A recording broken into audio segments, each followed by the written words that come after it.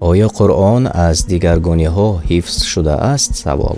این درخت از کجا پیدا شد؟ نهال از کجا پیدا شد؟ اولین تخمی خود از خود پیدا شد؟ سوال 5. کیست که قادر است از هیچ چیزی بسازد؟ الله تعالی را چه خیل میشناسند؟ در کدام سوره الله تعالی با نشانه هایش به عقل انسان مراجعت میکند؟ فرضیت حجاب زنها در چندم آیت سوره نور آمده است؟ ای پیامبر، به زنان و دختران خود و زنان مؤمنان بگو که چادر خود را بر سر پوشند تا سر و روی و سر سینه ها پوشیده باشند. این مناسب تر است تا به پاک دامنی شناخته شوند و مورد آزار واقع نگردند و الله آمرزنده گناهان گذشته شما است و به شما بسیار مهربان است که برایتان حلال و حرام را روشن ساخته است. از تفسیر سعدی.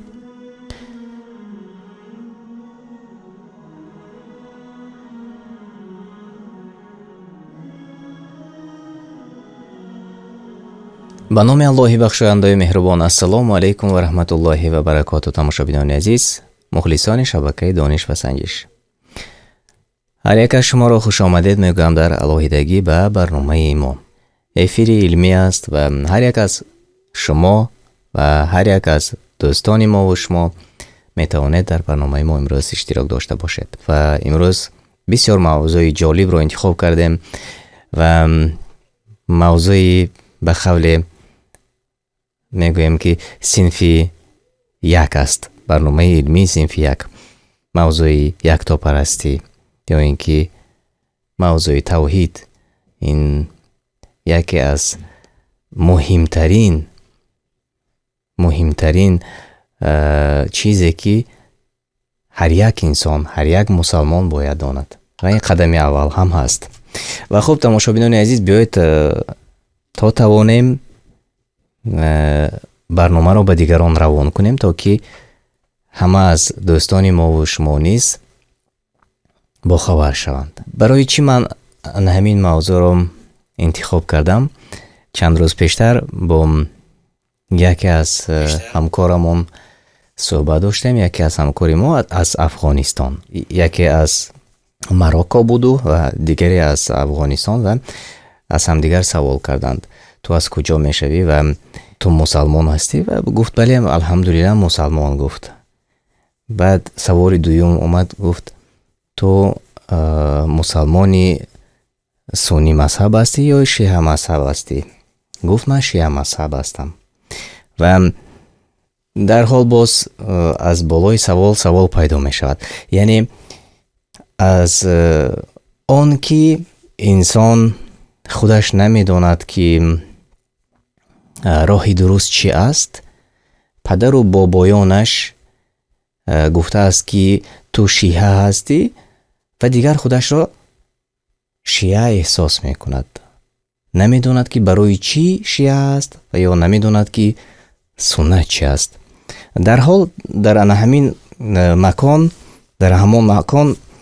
یک کمی بحثی کوتاه شده گذشت و یادرسی یک موضوع شد. امام احمد حنبل به یک مشورت دعوت می شود از جانب علمای شیعه.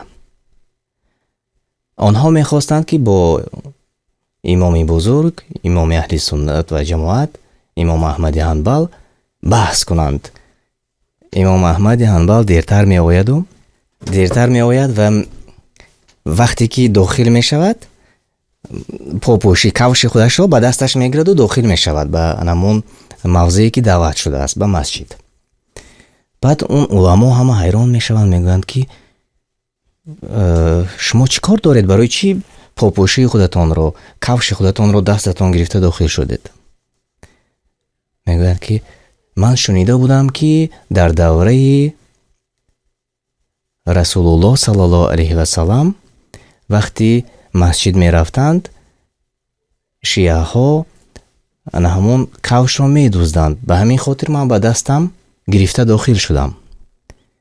بعد از آنجا اون نفرانی که به بحث دعوت کرده بودند мегӯянд ки охир дар давраи расули аллоҳ саллаллоҳу алайҳи васалам шиа набуд ку? дар ҳамин ҷо имоми бузург мегӯянд ки баҳси мо хотима ёфт ва дигар ҳоҷат ба баҳсам нест. яъне баъд аз ин масъаларо дар ҳамон мавзӯъ нақл кардан, он инсоне ки аз Афғонистон буду худашро шиа гуфт бале ман гуфт аз нодонӣ, яъне ки намедонам, маълумот надорам, аз дин маълумот надорам, тавҳид чи аст намедонам. аз ин хотир худамро ин гуна мегӯям. яъне ин ҳама аз нодонӣ аст, аз ҷаҳолат аст. аммо дар ҳамин ҷаҳолат будан ва ширк овардан ба Аллоҳ таоло касро ҳеҷ гоҳ ба ҷаннати ваъда кардаи Аллоҳ таоло намебарад. аз ин хотир инсон бояд ки дар ҷустуҷӯ бошад. масеҳӣ ё ин ки яҳудӣ ё ин ки он нафаре ки бедин аст, то он даме ки Аллоҳ таолоро ҷустуҷӯ накунад, аз куҷо меёбад? яъне қадами аввал ин ҷустуҷӯ кардани ману шумо аст. ана ҳамин роҳи дурустро дар сураи фотиҳа ҳар рӯз мехонем вақти намоз.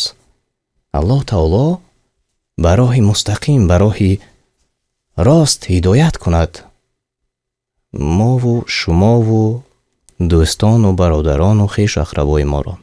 амин. ва хуб, тамошобинони азиз, ин як саршавӣ буд то он даме ки ҳар як аз шумо омода шавед ва дохил шавед. саволи аввал: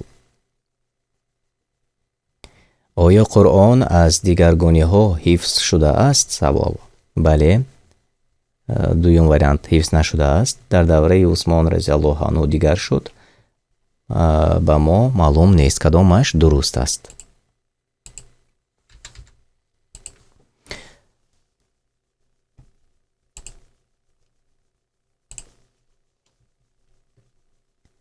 хуб, ҷавобҳои дуруст омода расида аз Ҷондулло, Исматулло Ҳоҷиматов, хуб, муҳсинун, бале, дуруст. Идимо Динаева ҷавоби дуруст гуфтед. бале. ва хуб, далел ба ин сураи Ҳиҷр ояти 9. биёед нигоҳ мекунем як ҷое бо шумо тарҷумаи маъноро. хуб, ҳамоно мо Қуръонро ба Муҳаммад саллаллоҳу алайҳи васалам нозил кардем ва қатъан худ нигаҳбонаш ҳастем, ки дар он чизе на кам карда мешавад, на зиёд. аз тафсири Табарӣ. яъне Аллоҳ таоло мегӯяд ки мо худ Қуръонро нозил кардаем ва худ нигаҳбонаш ҳастем. ва бо ана ҳамин далил Қуръон аз дигаргониҳо ҳифз шудааст. ва 6 нафар ҷавобҳои дуруст гуфтед. машааллоҳ. ва биёед давом медиҳем. шумо мебинед онҳое ки дар ҷойҳои аввал ҳастанд. 2. ин дарахт аз куҷо пайдо шуд? ана ҳамин дарахте ки шумо рӯи экран мебинед аз куҷо пайдо шуд? аз осмон ғалтид худ ба худ пайдо шуд, аз ниҳол баромад, ва ё аз чин, аз хитой омад? кадомаш дуруст аст?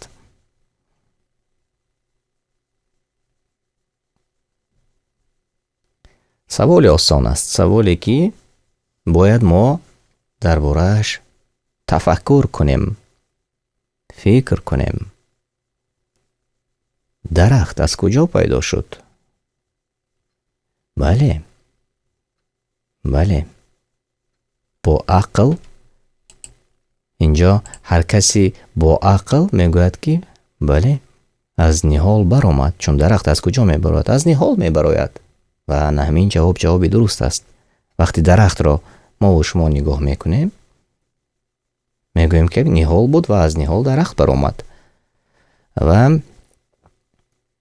тақрибан ҳамагон ҷавобҳои дуруст гуфтед. вале андеша бояд кард. дарахт аз ниҳол баромад. онҳое ки дар ҷойҳои аввал ҳастанд, шумо рӯи экран мебинед. давом медиҳем. ниҳол аз куҷо пайдо шуд? аз замин бидуни тухм, аз осмон, аз баҳр, аз тухмӣ? кадомаш дуруст аст? نیهال که از آن نیهال درخت بود از کجا پیدا شد؟ از آن وریانت هایی که شما میبینید.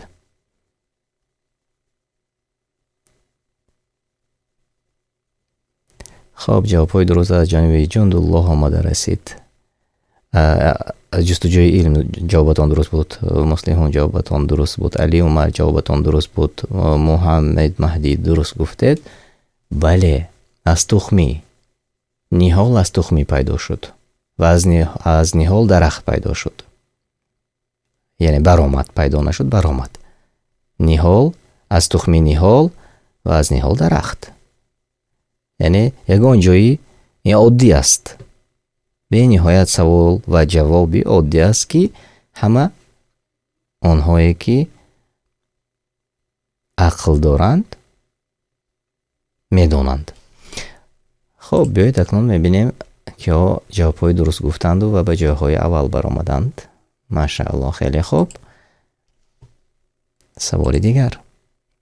اولین تخمی خود از خود پیدا شد. سوال: از مرغ، از تخم ماهی آفریدگاری باید باشد و یا انلا از مرس آورد یا از یگان دیگر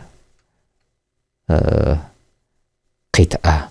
کدامش درست است از آن وریانت هایی که شما میبینید؟ اولین تخمی خود از خود پیدا شد مگر و وریانت ها هست. کدامش درست است؟ خب محمد مهدی درست گفتید. علی عمر درست گفتید. طیبه صالح درست گفتید. بله، جستجوی علم درست گفتید. همه جوابهای درست گفتند. اولین تخمی خود از خود پیدا نشد، بله آفریدگار باید باشد که اولین تخمی را پیدا کرد. یعنی اولین تخمی را، بعد از تخمی نیهال و بعد از نیهال درخت.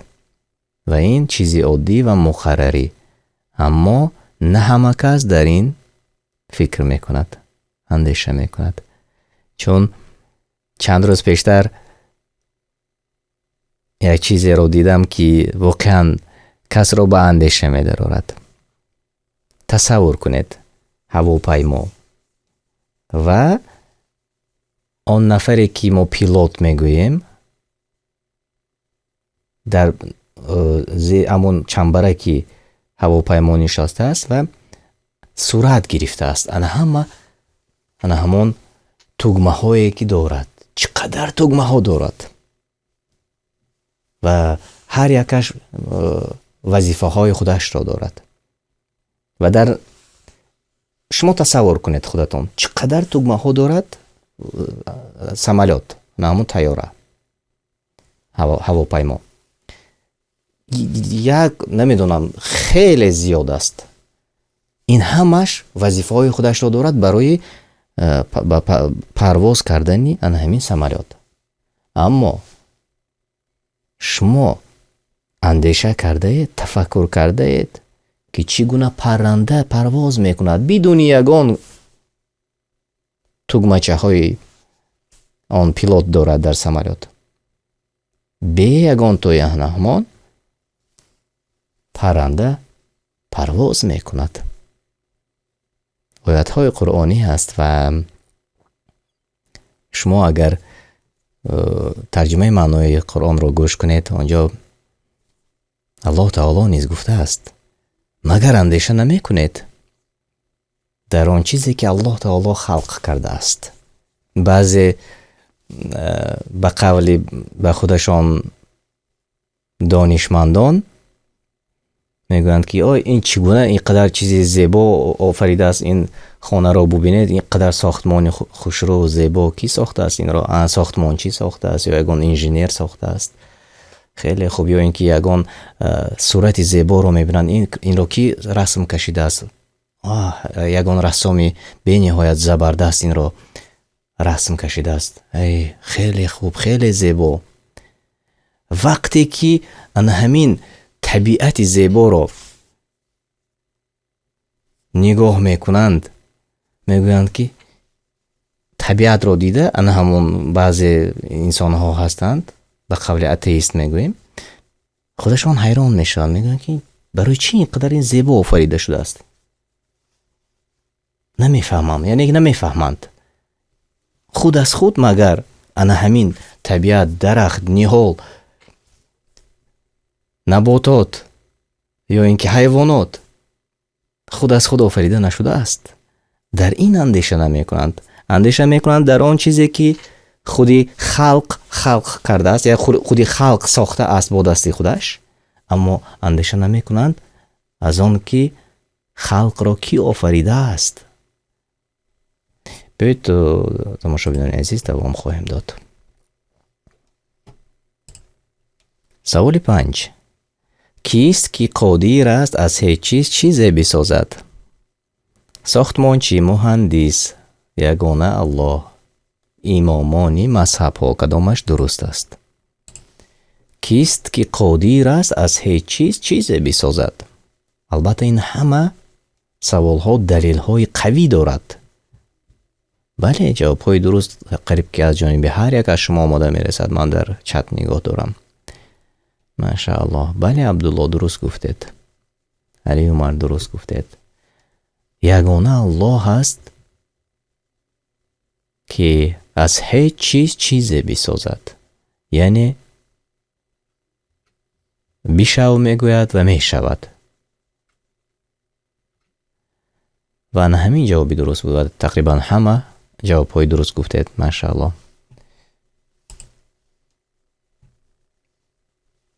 مینا، محمد امین، ابو عمر، قاسم عادلیان، امید، آنهایی که در جاهای اول هستید. سوال 6. الله تعالی را چه خیل میشناسند؟ مسلمان تولد میشوند، تا نبینند نمیشناسند، با عقل میشناسند، از دهان بی هم شناختم. کدامش درست است؟ الله تعالی را چگونه میشناسند؟ از آن وریانت هایی که شما میبینید.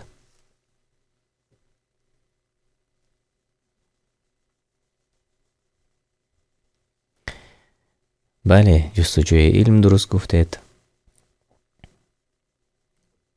علی عمر درست گفتید. بله، با عقل میشناسند الله تعالی را. و چنانه که نوکک ما و شما گفته گذاشتیم، الحمدلله هیچ کس انما وریانت سبز را انتخاب نکرد، اما بعضی ها چنانه که ما گفته گذاشتیم میگویند که از پدر و از بابایان ما میراث ماند دین به ما. بعضی ها چنین میگویند. و در این باره نیز آیت های قرآنی است و الله تعالی میگوید که اگر پدر و بابایان شما یعنی گذشتگان شما در راه شیطان باشد، شما آن راه شیطانی را نیز انتخاب میکنید. یعنی در سوره لقمان بود، اگر خطا نکنم، شما میتونید ترجمه معنیش رو گوش کنید. انسان باید که خودش تفکر کند و آنهایی که برایشان از بیبی و از بابا دین میراث مانده است و هرچی را کارانه برایشان آموختند و در داخلش شاید شرک و گناه ها هست، آنها باید که اندیشه کنند. جستجو کنید تا که راهی درست را یابید. هر کس که جست البته میابد. بیایید یک مقایسه خوب هم کنیم. هر کس که میخواهد کار کند و همون مبلغ کار کند، جستجو میکند کارفرما را. ببینید اکثریت از ما و شما به روسیه میرویم و مهاجرت مهنتی و کار میکویم. در گروه های واتساپ و یا هر جایی که شناس داریم میپرسیم کار هست، یگان کار هست، ساختمانچیگی یا اینکه راننده تاکسی، هر چیزی که نباشد میجویند تا که یابند کار را. نخواد که الله تعالی خودتان را جستجو نکنه تا که نیابید. این یک چیزی عادی است. باید انسان اندیشه کند. خود از خود هیچ چیز نمی شود. البته ما و شما باید سبب ها را اجرا کنیم، جستجو کنیم تا که یابیم. و این گفته های من به آنهایی که имрӯзҳо дар гуноҳу маъсият ҳастанд ва онҳое ки худашонро бисёр доно мегиранд, ба онҳое ки худашон аз нодонӣ роҳҳои хаторо интихоб карданд ва фикр мекунанд ба фикри худашон роҳи интихоб кардашон дуруст аст, аммо намедонанд ки воқеан дар роҳи каҷ ҳастанд, воқеан дар роҳе ки ба сӯи ҷаҳаннам мебарад дар он ҳастанд. бисёре аз собиқ дӯстони ман низ, чун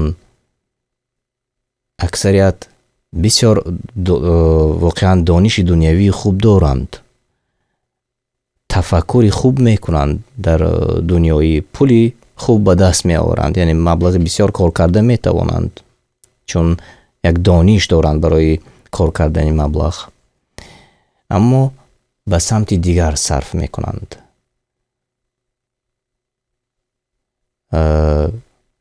асбобҳои шайтонӣ мехаранд. Ман дар назар дорам масалан асбобҳои навозандагӣ, мусиқӣ балову баттари дигар, ки ин ва фикр мекунанд ки ин роҳ дуруст аст. аммо мову шумо аз оятҳои қуръонӣ ҳамчунин бо далели қавӣ аз ҳадисҳо медонем ки он чизе ки онҳо интихоб карданд, яъне баъзе сарояндагону навозандагон, албатта роҳи дуруст нест ва мебояд ки шумо як бор андеша кунед, тафаккур кунед, ҷустуҷӯ кунед ва иваз шавед. ва иншаалло мо умедвор ҳастем, чун шуморо дӯст медорем. ба ҳамин хотир мегӯем ҷустуҷӯ кунед. ҳеҷ кас шуморо маҷбур намекунад ки сурудхониятонро дар ҳол худи ҳозир партоед. маҷбур намекунад ба ин ҳеҷ кас шуморо, чун худаш инсон барои худаш интихоб мекунад кадом роҳ дуруст аст. аз ин хотир ин як тавсияи дӯстона буд. хуб, тамошобинони азиз, биёед давом медиҳем. онҳое ки дар ҷойҳои аввал ҳастанд шумо мебинед.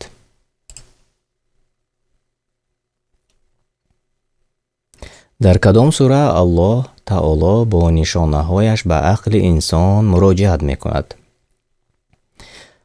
сураи Алғошия, Ҳуд, Моида ва ё чунин нест? каме саволи мушкилтар ҳаст, аммо бояд мо шумо дар ин бора тафаккур кунем.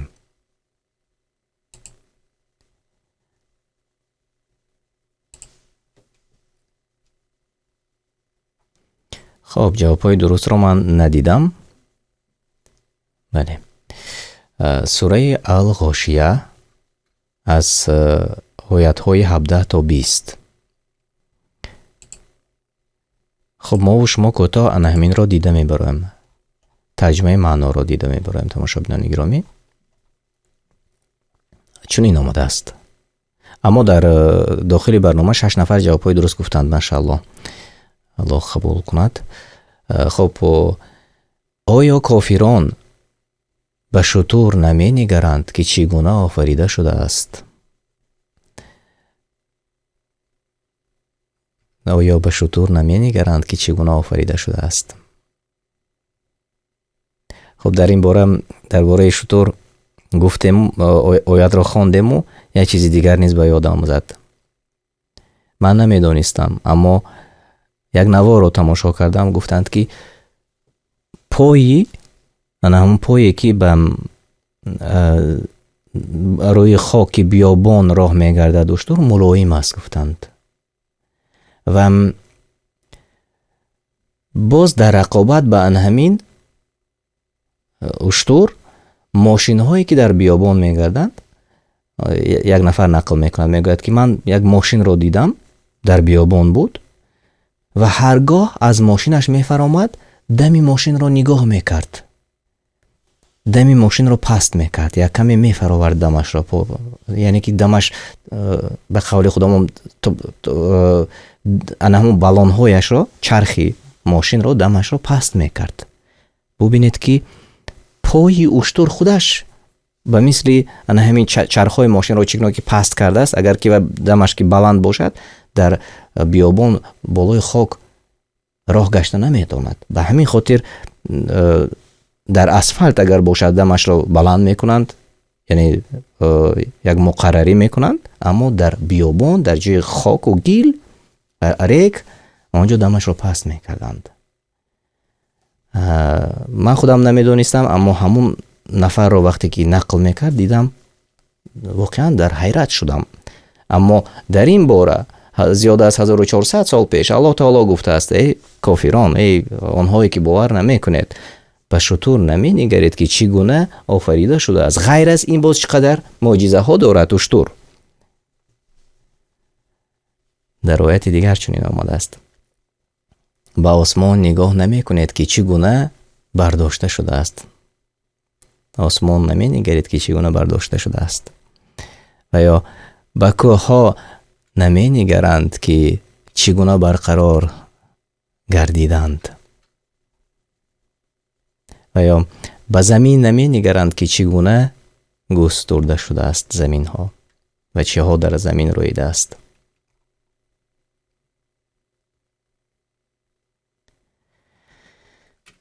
ва дар давоми ана ҳамин оят боз як чизи дигар омадааст. ин ба рӯзгори мо, ба рӯзгори имрӯзаи мо хеле ва хеле монандӣ дорад.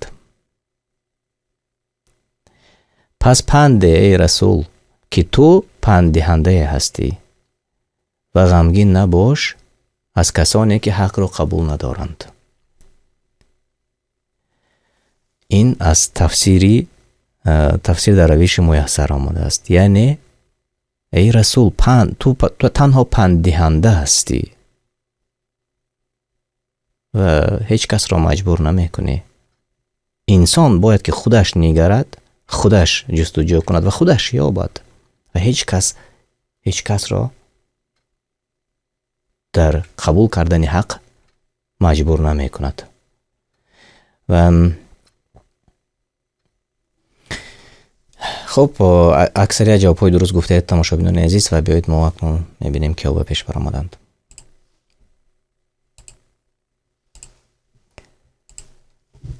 саволи охир: оё инсон маҷбурӣ муъмин мешавад? Аллоҳ пок аст. ман ҷавоб гуфтем бале, не албатта. паёмбар саллаллоҳу алайҳи васалам хоҳад бад бояд маҷбур намоӣ. оё инсон маҷбурӣ муъмин мешавад?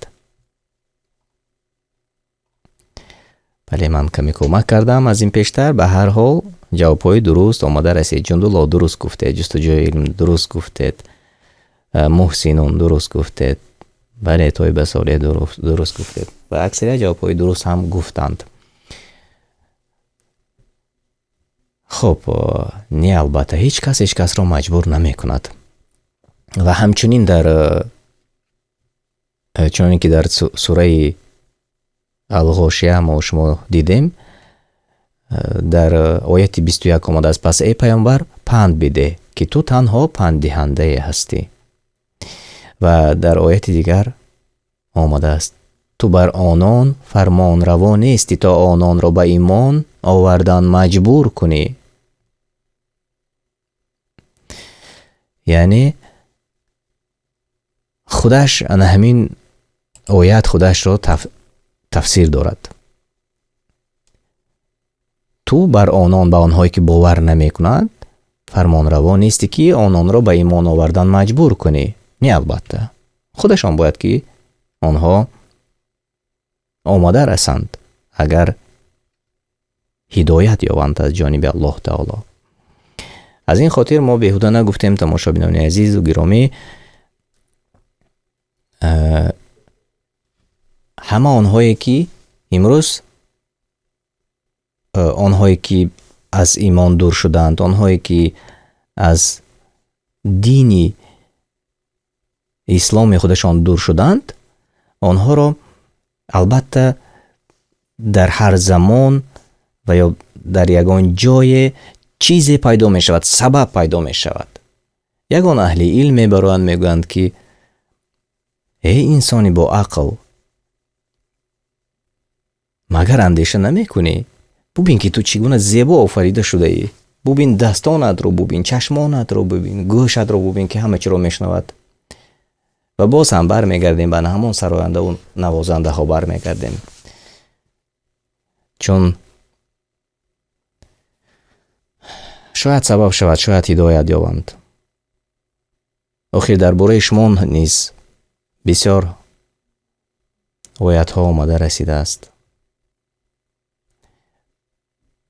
ва тафсири он дар ҳадисҳои саҳеҳи Расулуллоҳ саллаллоҳу алайҳи ва саллам омада расидааст ки дур бошед аз маъсият, аз гуноҳ, аз ҷаҳолат дур шавед. андеша кунед аз он чизе ки Аллоҳ таоло офаридааст ва фақат ба воситаи ҳамин кор пул ёфтан ва он пул оё ҳалол мешавад? оё фарзандони худатонро бо ҳамон маблағе ки шумо меёбед фахшоро таблиғ мекунед? саҳифаҳои иҷтимоӣ аз масалан клипҳои шумо пур шудаасту шумо як бо зани урён ки ҳаром аст барои дигар нафар марди бегона дидан саҳифаҳои интернетро пур кардед. магар худатон гуноҳи гирифтаатон кам нест ки боз дигаронро гунаҳгор кунед. андеша кунед. чун оё мумкин аст ки як зани ки мову шумо дӯст медорем вайро урён карда ба дигарон нишон диҳем? албатта мо далелҳои қавӣ дорем, аз Қуръон дорем ва дар ин бора бояд андеша кунед. чун ба худатон мисли ки мегӯянд садақаи ҷория, гуноҳи ҷория накунед ки абадулабад ба номи шумо баъд аз мурданатон низ навишта шавад. ва ин як панд аст, чуноне ки навакак мову шумо хондем. дар Қуръони Карим хитоб ба Расулуллоҳ саллаллоҳу алайҳи ва саллам шудааст ва омадааст ки ту танҳо панддиҳанда ҳастӣ. яъне мо гуфтем ва шумо шунидед ва баъд аз ин нашунидам нагӯед. баъд аз ин ки аз дунё рафтед ва албатта ки меравед, мо ҳам меравем, барои шумо ҳеҷ баҳонае шуда наметавонад ки ман намедонистам, ҳеҷ кас ба ман нагуфт, ман бехабар будам. не, албатта азоби шумо аз он рӯзе ки ин дунёро тарк гуфтед, азоби онҳое ки қабул надоранд сар мешавад то рӯзи қиёмат ва баъд аз он. аллоҳ пок аст. ва ин як панд буд, тамошобинони азиз, ва аз мо не, балки мо танҳо як ояти қуръониро ёдрас кардем ва расонидем ба онҳое ки шояд намедонистанд. шояд онҳое ки медонистанд бароишон такрор буд. давом медиҳем қисмати хуби барномаро ва мебинем ки ҳо ҷои беҳтаринро сазовор шуданд. ҷои сеюм насиби умед муборак бошад. ҷои ду насиби Абу Умар муборак бошад. ҷои аввал Мино муборак бошад. ҳамчунин Муҳаммад Амин ва Абдуллоҳ низ дар ҷойҳои намоён буданд. ман шуморо самимона табрик мекунам. беҳтарин. хеле хуб. қисмати дигари барномаро ин лаҳзаҳо мо омода мекунем, тамошобинони азиз, ва хуб, ман ин лаҳза қисмати дигарро пешкашдом мекунам то ки дар омода тавонем ва бозӣ кунем. бисмиллаҳ ва марҳамат. геймпинро навишта кунед. геймпин рӯи экран пайдо мешавад.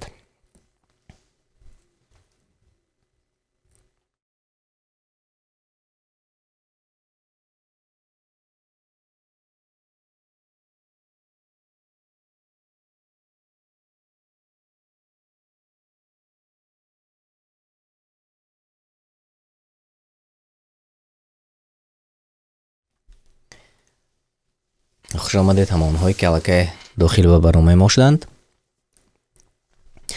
یگان فکر و ملاحظه ها اگر داشته باشید شما میتونید زیر چت نوشته کنید، چون برنامه ما برنامه مستقیم است. من چت شما رو میخوانم این لحظه، هر چیزی که شما نوشته میکنید و شاید یگان پیشنهاد ها داشته باشید مرحمت نوشته کنید، چون بعضی بازی های لاتری خیلی تماشابین زیاد دارد. البته انسان هستیم، البته آدمی دوست می‌دارد، هیچ کسی نیست که نفس نداشته باشد، البته همه نفس دارد، اما آن نفس را چگونه استفاده میکند. به همین خاطر این گفته ها نیست تنها برای اندیشه است، برای تفکر است. تماشابینان عزیز، بعضی ها پول کار کرده می شود گفته در انتخاب کار نیست، اندیشه نمی کنند کاری حلال است و یا کاری حرام است، نگاه نمی کنند. پول کی باشد رفتن می گیرند، اما ریسک دهنده الله سبحانه و تعالی است.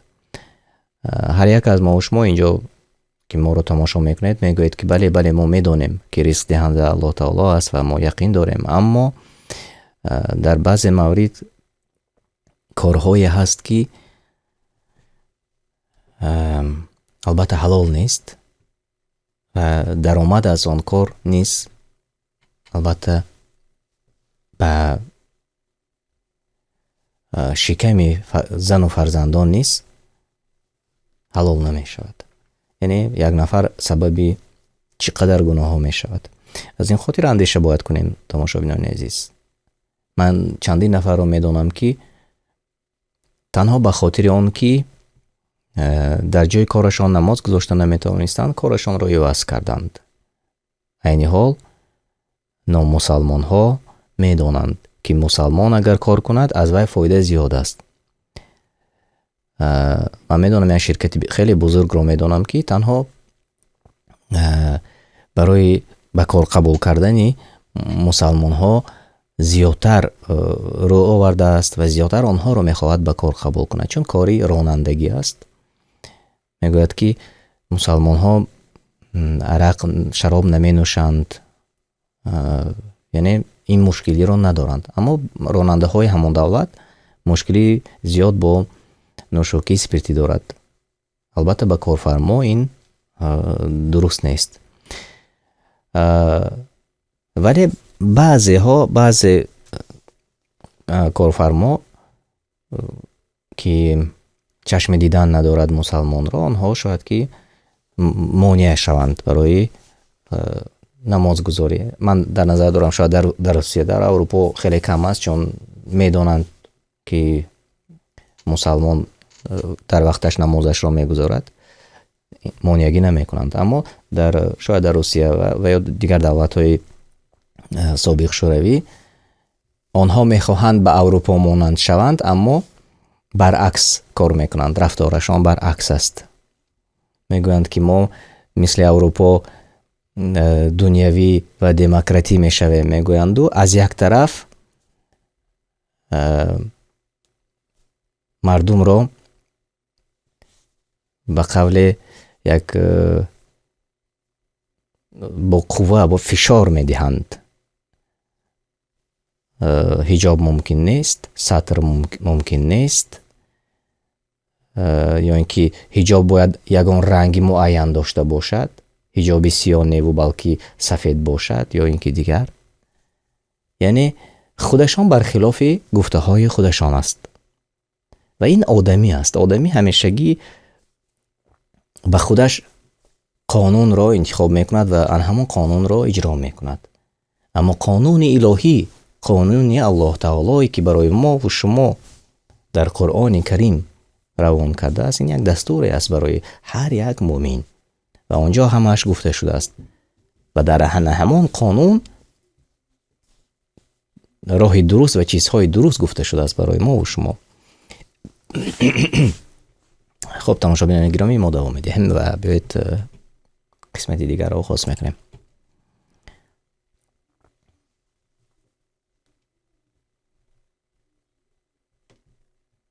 سوال اول: بهترین شما آنهایی که قرآن را می آموزند و دوام دهید.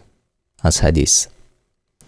از روی آن عمل میکنند و حدیث را می آموزند، دیگران را می آموزند، بسیار می خوانند. کدامش درست است؟ بهترین شما آنهایی که قرآن را می آموزند و دوامش کدامش؟ بله جندالله درست گفتید. جستجوی علم درست گفتید. رجب علی درست گفتید. طیبه صالح درست گفتید. بله دیگران را می آموزند. بهترین شما آنهایی که قرآن را می آموزند و دیگران را نیز می آموزانند. انا همین بهترین بوده است از آن وریانت هایی که شما اینجا می بینید. و 9 نفر جواب های درست گفتید. ماشاءالله. خیلی خوب. عبدالملک، قاسم عادلیان، عبدالله طیبه صالح و حارثه آنهایی که در جاهای اول هستید. 2. درباره کدام پیامبر آیات های بسیار نازل شده است؟ سوال آسان است. عیسی، موسی، یوسف، محمد صلی الله علیه و سلام. عیسی علیه السلام، موسی علیه السلام، یوسف علیه السلام و یا محمد صلی الله علیه و سلام. کدامش درست است؟ جندالله درست گفتید. جستجوی علم درست گفتید. محسنون درست گفتید. و در داخل برنامه ما 8 نفر درست گفتند. بله موسی علیه السلام. این جوابی درست بود. خیلی خوب و دوام میدهیم. آنهایی که در جاهای نمایان هستند شما میبینید در روی اکران. سوال 3. سوره النور چندم سوره قرآن است؟ 23، 25، 24 و یا 26؟ سوره النور چندم سوره قرآن است؟ جواب های شما. بسیار درباره سوره نور ما و شما صحبت میکنیم. نه رجب علی شما خطا کردید. بله محمد مهدی درست گفتید. 24 و زیر رقم 24. بله جوابی درست بود و آنهایی که در پیش هستند شما میبینید. دوام میدهیم. فرضیت حجاب زنها در چندم آیت سوره نور آمده است؟ آیت 54، 64، 1 و یا 31. کدامش درست است؟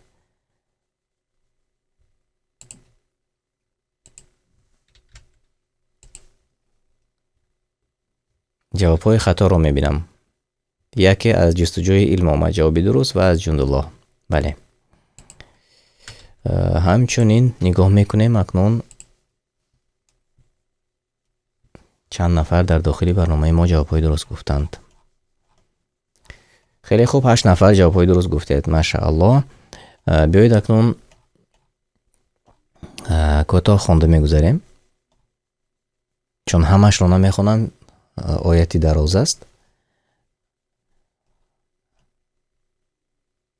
قسمتی اولش رو میخونم اما شما اگر خواسته باشید خودتان میتوانید قرآن را خوانید و یا ترجمه معنا هم خب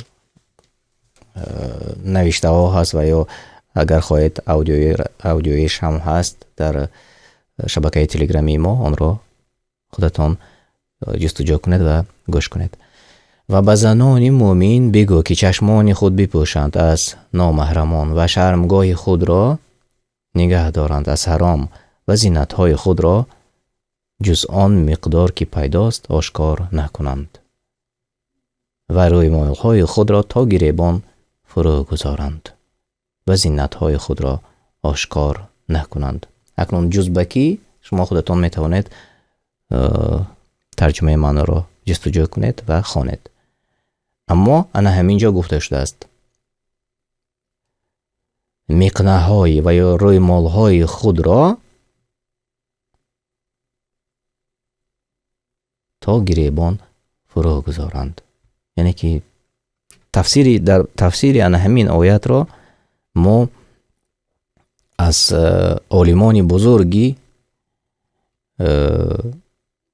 حنفی، مذهب حنفی و همچنین از دیگر خوب امامان نیز آورده ایم و تفسیری ان همین آیت در شبکه قرآن دستور عمل انسان هست. شما آن را خوانید. چون چند روز پیش یکی از نزدیکان من نقل کرد که گفت یک نفر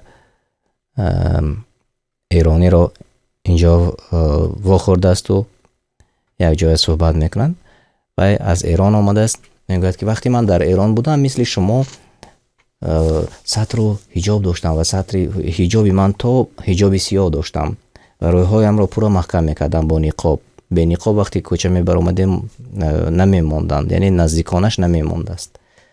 ببینید که تا چه اندازه جاهلی از ایران آمده است، به نقاب آمده است، اما به اروپا آمده است و مثل اکثریت، درباره اکثریت نیز ما بسیار معلومات پیشتر نیز گفته ایم و در قرآن کریم درباره اکثریت، درباره بیشترین ها معلومات زیاد آمده است که بیشترین ها نادانند، بیشترین ها جاهلند، بیشترین ها اکثریت برای اکثریت دوزخ وعده شده است. مثل اکثریت نقاب حجاب خودش را، حجاب زیبای خودش را کشیده پرتافته است در اروپا. این از آن شهادت می دهد که در بعض منطقه ها اول نمی آموزانند. برای چی تو حجاب میکنی ای زنی نازنین، ای خواهر گرامی، برای چی تو حجاب میکنی؟ این را نمی آموزند. میگویند که به حجاب که برآمد نمیماند پدر و مادر و خویش و اقربایش، اما نمیداند که برای چی حجاب میکند. چون الله تعالی را نمیشناسد. قسمت اولی برنامه ما بود. اول باید که انسان الله تعالی را شناخت و بعد از آن باید که داند به چی خاطر انا همین زیبایی را پوشیده است به سر خودش. ما بارها مثال آوردیم. هر یک از شما اینجا، انا همینجا شما نشستید، هر یک از شما بیاید مثال عادی، انا همون یک کنفیتی که کشاده است و یکیش را پشه بالایش نشسته شیشته است و دیگری کنفیتی که بالایش محکم، وقتی انتخاب کن میگوید شما البته که انا همون محکمش را انتخاب میکنید، پوشیده اش را، به حجابش را انتخاب میکنید. اگر ساده کرده گویم هر یک از ما چنین هستیم، طبیعتاً چنین هستیم. همون غیر مسلمان ها نیست البته این گونه کنفیت را انتخاب میکنند، اما تفکر نمیکنند. خودشان با عقل تا آن درجه کند شده است که فکر نمیکنند. شوهرانشان یا دادرانشان یا برادرانشان وقتی که همون نزدیکشان اوریان است، هر جایش اوریان است و به کوچه می براید، همه با چشمش نگاه می کند کجای این خوب است، کجایش خوب است. و ببینید که چقدر اسلام و مسلمانان و مؤمنان زنها را مقامی بالا دادند. زن مسلمان را، زیبایی زن مسلمان را غیر از شوهرش هیچ کس نمیداند که وای چگونه زیبا زن است، همسر است. اما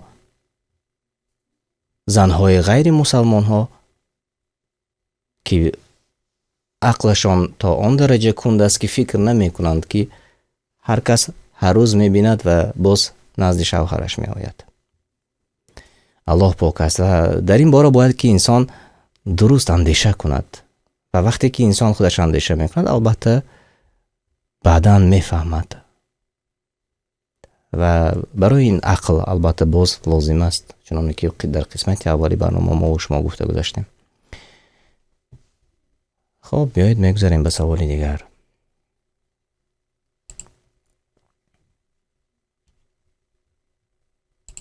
آیا با زنهای مؤمنه به حجاب بودن نزد زنهای غیر مسلمان ممکن است؟ یعنی با زنهای مؤمنه ممکن است که به حجاب باشد در نزد زنهای غیر مسلمان. وریانت ها حرام است، حلال است، ممکن است، نمیدانم. آیا با زنهای مسلمان به حجاب بودن نزد زنهای غیر مسلمان ممکن است؟ زن است، اینش هم زن است و دیگرش هم زن است. آیا ممکن است؟ خب جندولا درست گفتید، علی عمر درست گفتید، 6 نفر درست گفتند بله حرام است. و دلیل به این انا همین سوره النور آیت 31 و به تفسیرش نگاه کنید. کن دیگر در تفسیری انا همین سوره آمده است که خب ما انشاءالله دوام میدیم و شاید من و سوالی دیگر جواب نگویم چون کمک می شود. البته شما تماشابینان گرامی خودتان می توانید تفسیر سوره النور آیت 31 را جستجو کنید و خوانده ببینید. آنجا مفصل گفته شده است. خب چون من میبینم که اینجا 6 نفر گفتند که ممکن است، شاید آنها نخوندند یا ندانستند.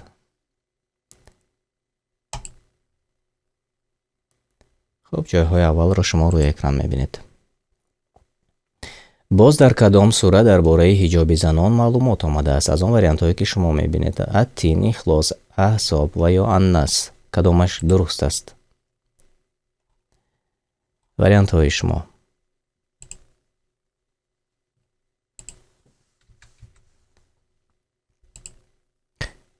جندولا درست گفتید، محمد مهدی درست گفتید، محسنون درست گفتید، علی عمر بله درست است جوابتون.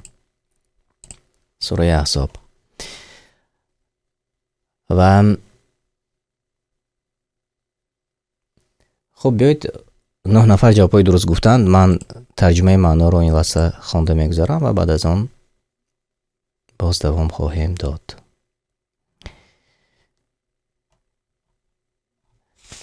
ای پیامبر به زنان و دختران خود و زنان مؤمنان بگو که چادر خود را بر سر پوشند تا سر و روی و سر سینه ها پوشیده باشند.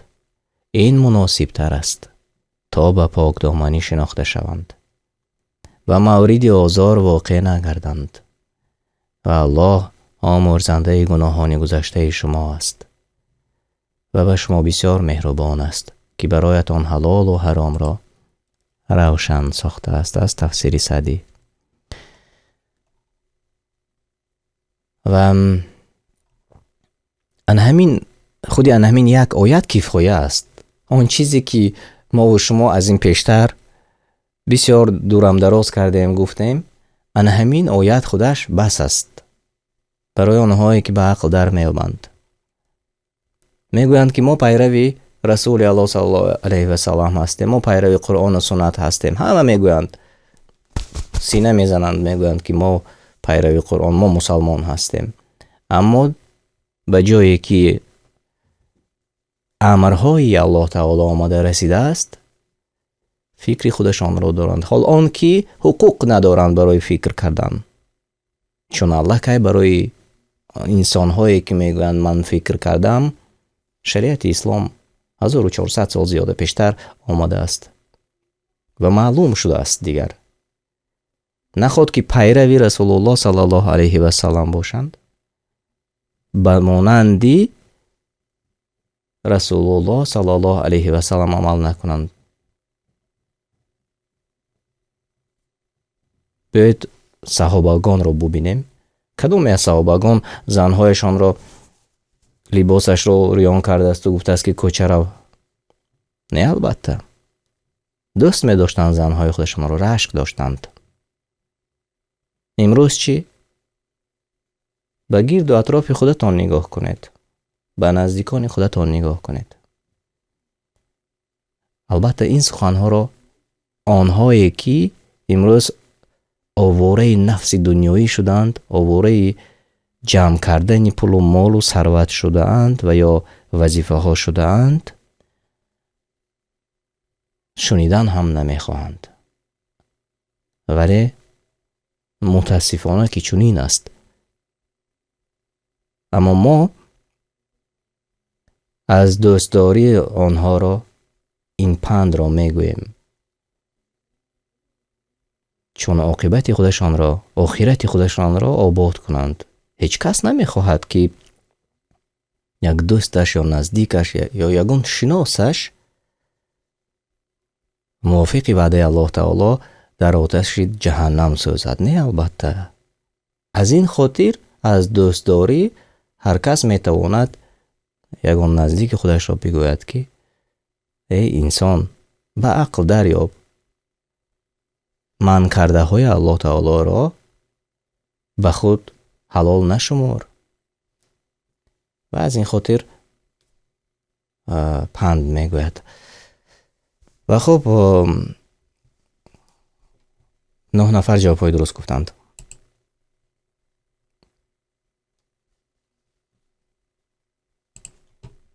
سوال آخر. زنان را گناه نیست اگر در نزد پدر و پسر و برادر و برادرزاده و خواهرزاده و باز کی دوام دهید. زنان همدین، مردان همدین در نزد همه زنها، در نزد برادر شوهر، کدامش درست است از آن وریانت هایی که شما میبینید. زنان را گناه نیست اگر در نزد پدر و پسر، برادرزاده و خواهرزاده و دوام دهید. در نزد کی باز حجابشان را میتوانند که کشند، به حجاب باشند.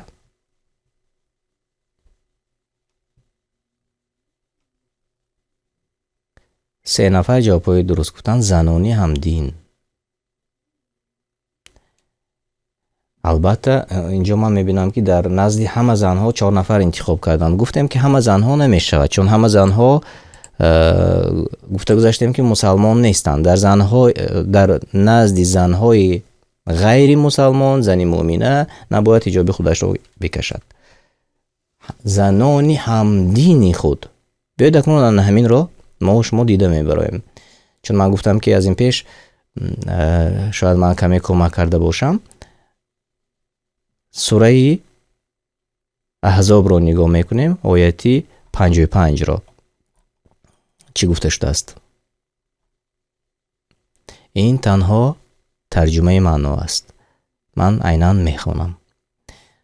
زنان را گناه نیست اگر در نزد پدران و پسران و برادران و برادرزادگان و خواهرزادگان و زنانی همدینشان یا کنیزان خودشان به حجاب باشند. و باید که در همه حالت از الله بترسید. یعنی زینت خود را ظاهر نکنید، آنی را که ظاهر کردنش جایز نیست، یا ترک کردن حجاب نزد کسانی که پوشیدن حجاب در نزد آنها واجب است. اکنون بیایید ببینیم چی گفته شده است.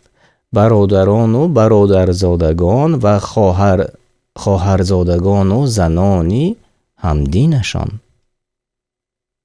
یعنی تاکید شده است زنانی همدینشان.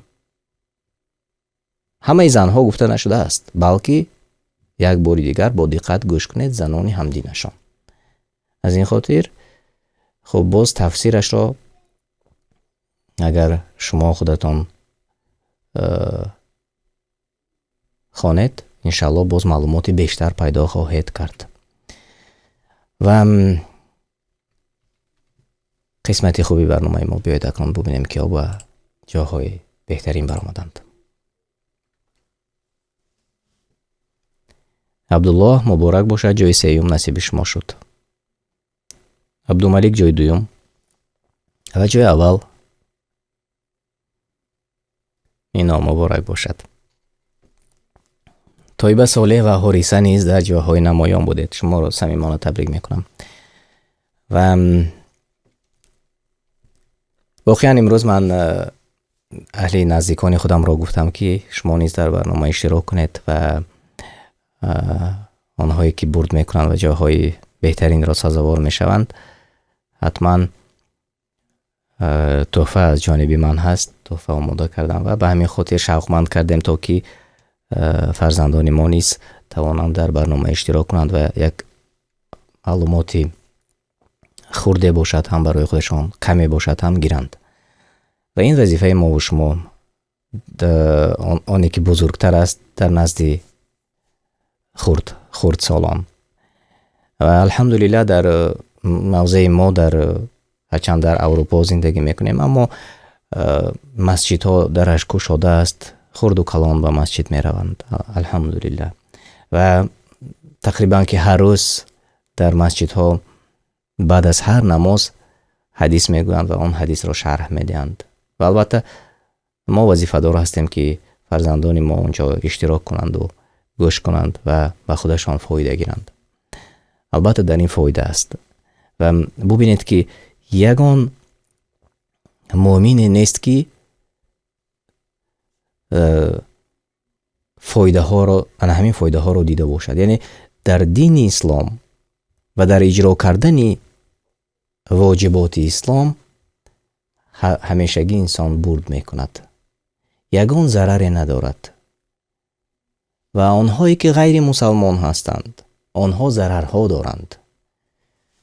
ضررهایی که امروز ما و شما خودمون با چشمانمون میبینیم، همین شراب نوشی، عرق خوری، بعد از آن که شراب می نوشند زیناکاری، و یا خودش همین شراب نوشی به زینا میبرد و یا دزدی میبرد، و یا آنهایی که بیخبر ماندند یا در روسیه خودشان به کار رفتند و فرزندانشان سالها تربیت پدر رو ندیده است، و دوستانی نه آنقدر خوب دوستی میکنند و به کارهای خطا میروند.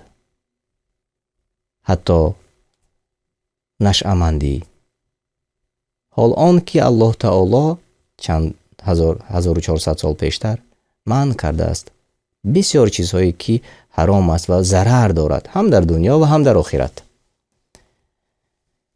و از این خاطر ما میگوییم که پند و نصیحتی آنهایی که میکنند ما باید که خودمان درهای دلمان را گشاده رفته گوش کنیم، چون برد میکنیم و برد در آن همین است. هم انسانی که دستش گشاده است و از صدقه دادن نمیترسد، بخیل نیست، ممسیک نیست، خسیس نیست، همیشگی رزق و روزیش از جانب الله تعالی که وعده شده از زیاد شدن میگیرد. و هر کسی که از دادن آن چیزی که کار میکند میترسد و یا همون چیزهایی که کار میکند و تنها از بخیلی پنهان میکند، برکت در آن نیست. مثال ها البته زیاد است و دور و دراز نمیکنیم انشاءالله تماشابینان عزیز. به هر حال الله تعالی هدایت کند، دعا میکنیم الله تعالی هدایت کند ما را، فرزندانمان را، نزدیکانمان را، خویش و اقربا و دوستان ما را. من با شما خیر و خوش میکنم تا با خوری های آینده. الله تعالی شما و نزدیکانتان را حفظ کند. و السلام علیکم و رحمت الله و برکاته.